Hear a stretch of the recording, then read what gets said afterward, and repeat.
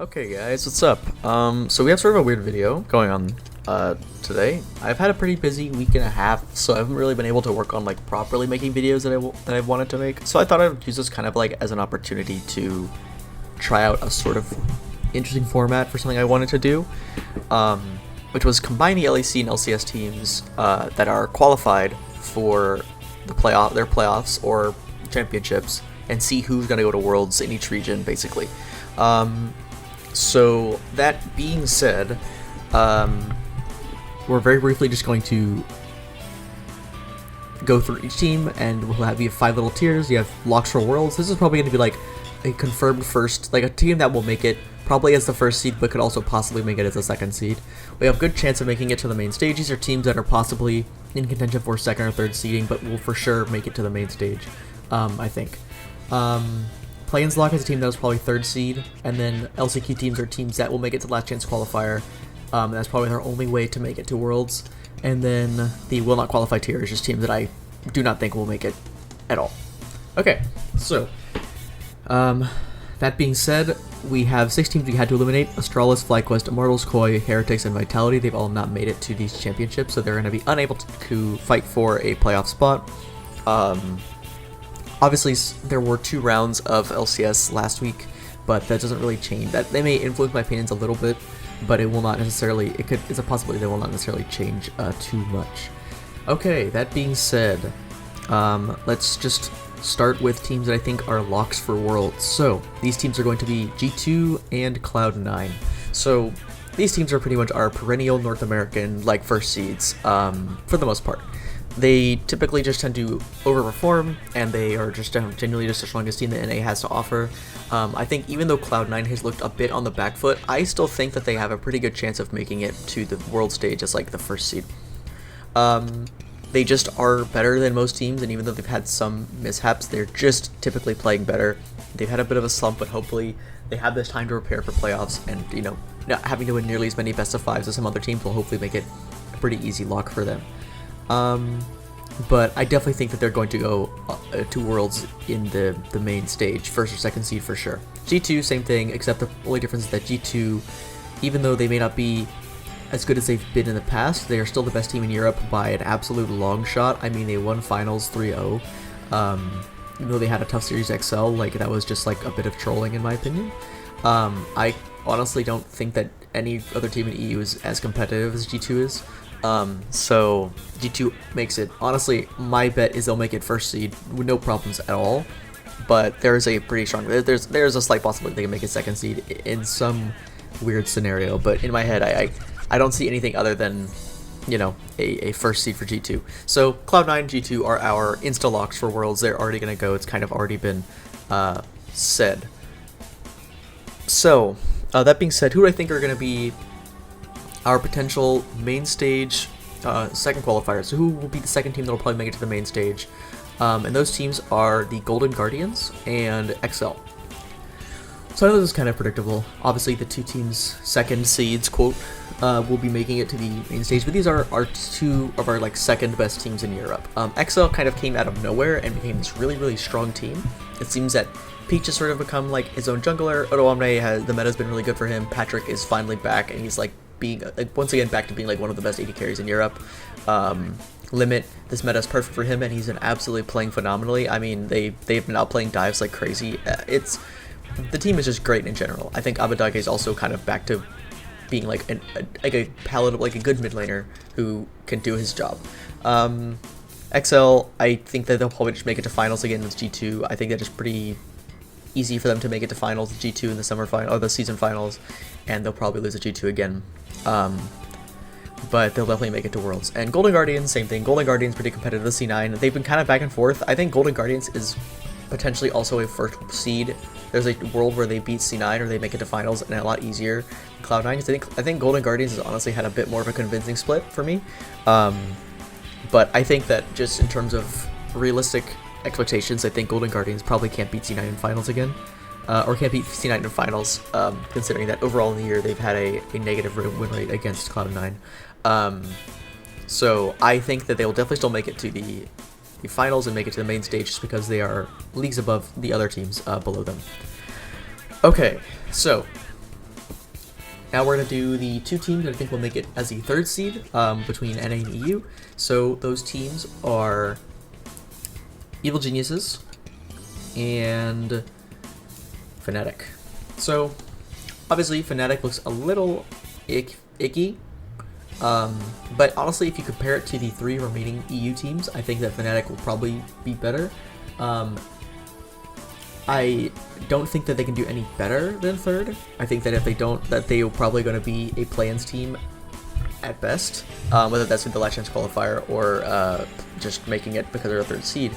But they are worse than XL and G2, but I think that they could beat Mad Lions, BDS, and SK.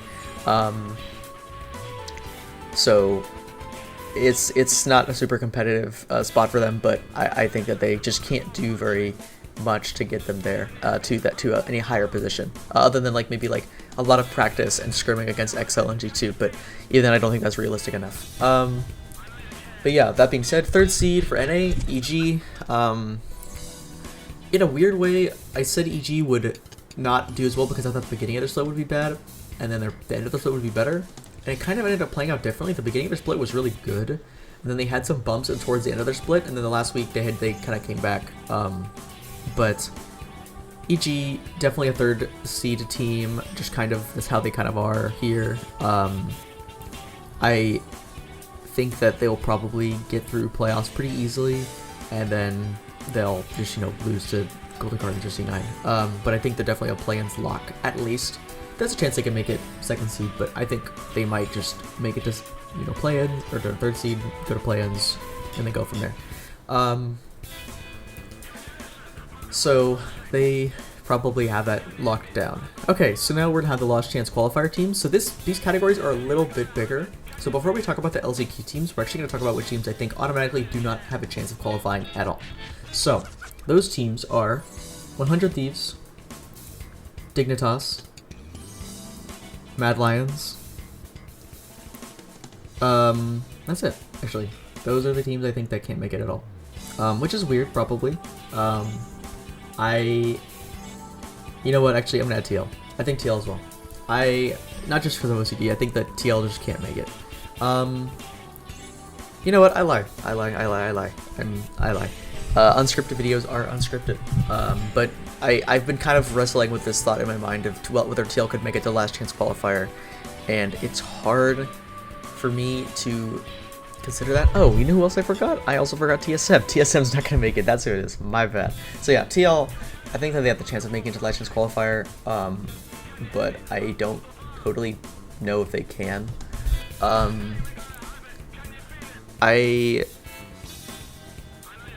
I think that that's just, it's been a thought I've been wrestling with like the entire time. Like, can they make it or not? Can they be our fourth seed? That being said, we'll talk about these teams that will not qualify. So first, we'll start with TSM. TSM has looked not great.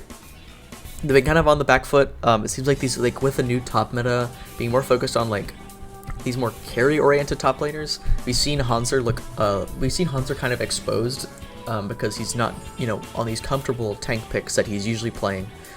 He's usually expected to play these more like laxed, like tank, like support picks, and so when he's put on these roles where he's expected to do something, he can't do it. On top of the fact that I think Insanity has shown a little bit of weakness, despite being pretty good, he's still showing that he's not necessarily the best mid laner that NA has to offer. Wild Turtle, also some weaknesses are being shown, the meta is not nearly in his favor, and Chime has been kind of griefing. So TSM won't make it to the last chance qualifier. Good riddance. Hopefully we'll see you guys in the CBLOL or LPL or wherever you guys end up going. Okay. Second is Mad Lions, and this is probably a bit weird for some people. They may be thinking, but didn't Mad Lions win a split? And like, aren't they like a second seed for the summer finals or the season finals? Well, yeah, but it seems that they've kind of boomed mentally. They don't seem like they were able to bounce back from this like slump. And if you compare it to the remainder of the EU teams who looked better, I don't think a 3-week break is going to change anything for Mad Lions. BDS and SK sort of looked stronger in their games and were able to actually take a series compared to Mad Lions, who just kind of fizzled out with an 0-2, losing 2 and also, honestly, in my opinion, an objectively weaker bracket.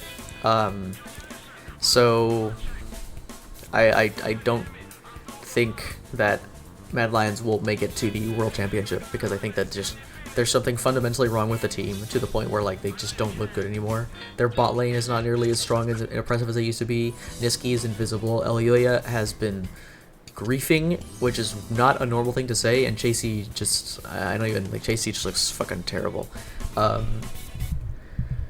Now, could there have been a possibility that they were maybe trolling a little bit, and that once they get to the season, like the season finals, that they will have like these like interesting draft picks and they'll try and pull a G2? Maybe. Do I still believe that they're gonna make it? No.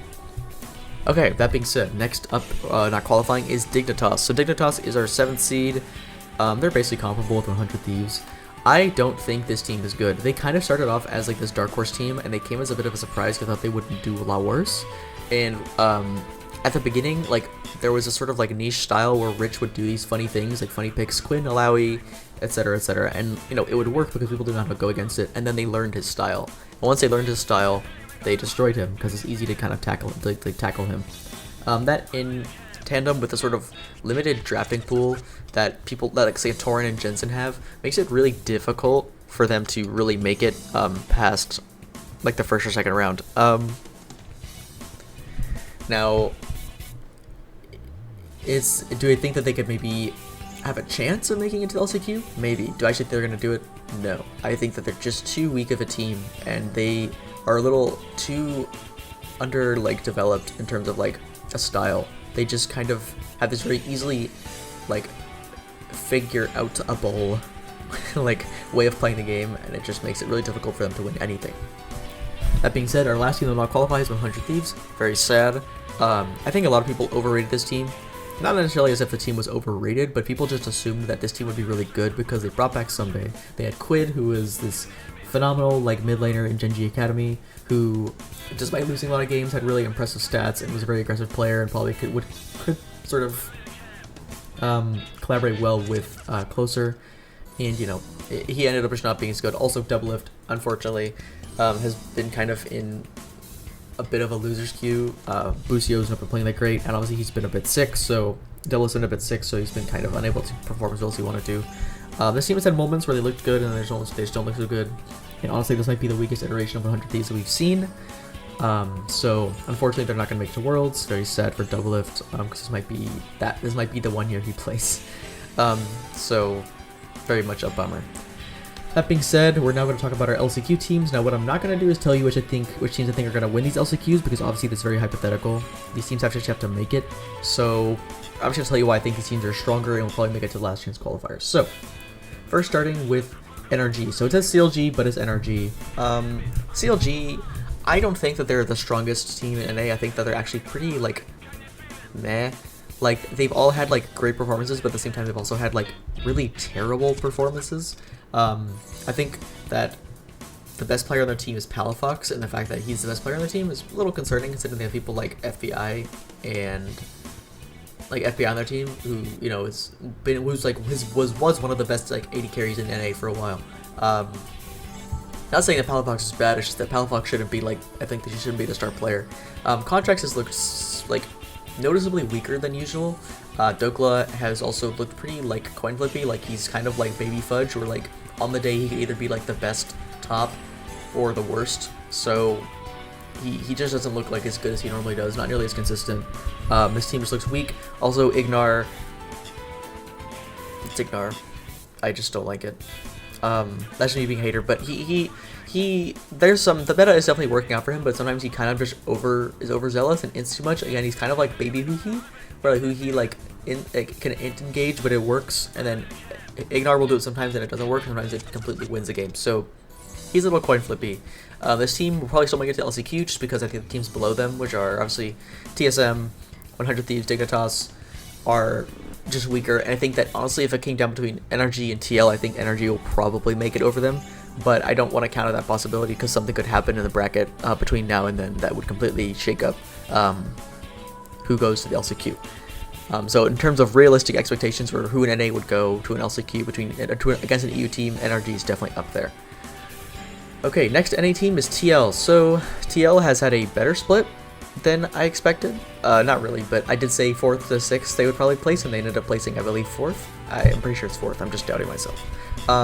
they had a decent split. They started off with Harry, and Harry was okay, and then they brought in APA, and APA was honestly, in my opinion, a lot better. APA is still a little inconsistent at times, and I think his champ pool is still kind of small, but there's a lot of potential for him. I think that he could definitely pick up some wins here against some of these teams to make it to the LCQ. So, I mean, could they make it? Definitely. Is the path harder for them, in my opinion, than NRG at the current moment? Yes. Whether they win the LCQ, I cannot say yet, because I don't really know. It's hard to say. Lastly, our two EU teams. We'll start up with SK. SK, I think, is in my opinion, the objectively stronger 4th seed team than BDS, a more realistic 4th seed team. SK had a good winter split, a bad spring split, and then they had an interesting start to their summer split, and then they kind of totally brought it back. And they look a lot stronger than they initially did. I think this team has a lot of potential around this meta, and they have some relatively, despite the fact that they are in some areas relatively inflexible in draft, I think they're able to win through like a relatively aggressive early game play style and being able to just pull the trigger when they need to. Honestly, if it came down to between BDS and Mad Lions, I definitely think they're better than those two teams. So if they just had to make it to the LCQ based on that alone, I think that they could make it there, just because they're simply better than those two teams. Particular players like out for, obviously X-Kick's kind of back on the come up, not nearly as much as Irrelevant and Certus is. Certus has had a like phenomenal split compared to his previous other splits. He looked kind of invisible, or just not nearly as impactful in the other splits. But this one, he's looked great. Irrelevance looked amazing. Marcoon's looked, yeah, he's been okay. Marcoon, he's decent. But I definitely think this team has the better chance of making it to the LCQ over Mad Lions and BDS. But that being said, BDS could also make it. They're sort of our TL here. BDS has had a weird year where they had a meh winter, a good spring, and then a bad summer, in my opinion. Not bad, but, you know, bad compared to what we expected. Obviously, I expected them to win the regular season. They did not. L to me. But I believed, and there's nothing wrong with believing. But they still have these moments where they look really great. I think Nuke looks decent in sometimes, but then sometimes he doesn't. Adam as well. He looks arguably weaker than he normally does. Obviously getting top gapped by Evie is a pretty damaging like thing to have on your like resume quote as a top laner. So Adam has these moments where he's great and sometimes where he's not, so you know it's kind of hard to say about him. Crowny, same thing. He's looked like he'll be great and he's bad sometimes, but do I still think that this team has the potential to make it to the last chance qualifier? Yes. Do I once again think that it is going to be as easy for them as SK? No. Because SK is just better. So they really have to fight for this spot, but I think that they can definitely make it. BDS LCQ would be very interesting compared to the NA teams. But that being said, this is our list. These are what I believe our Western World seeds are going to look like. This format's a little weird. Obviously, I kind of had to do it last minute because playoffs for NA start again tomorrow, and I want to make sure that I have something out that kind of is a general prediction, because I cannot make a very nice detailed bracket like I normally do, just because I have stuff going on today. So, you know, I've been kind of busy. My apologies. I don't like not making videos about this stuff because I like kind of keeping my opinions out there, and you know, not simply as just a way to like inform people what I think, but also as a way to like track like my, you know, my predictions. So I can say, oh, I told you so, I do this, but I'm rambling a little bit. That being said, just remember, you know, if you like the video, you know, you drop a little like, maybe leave a little comment. Tell me how Fnatic makes it to Worlds on the main stage. Tell me how you think Dignitas is the dark horse of the LCS playoffs. I don't know. Tell me something interesting. Let's have a discussion. I love talking about pro play, as always, so just say whatever you want, and we'll talk about it. But yeah, as always, I appreciate you guys taking the time to watch this. Like, comment, subscribe, obviously. And when the next video comes around, we'll get to it. I think we have a small little break. LCK playoffs do start soon, actually, so no, I do not have a break. But hopefully that LCK playoffs video will come out pretty soon. I got a lot to say about that. So yeah, peace out, guys.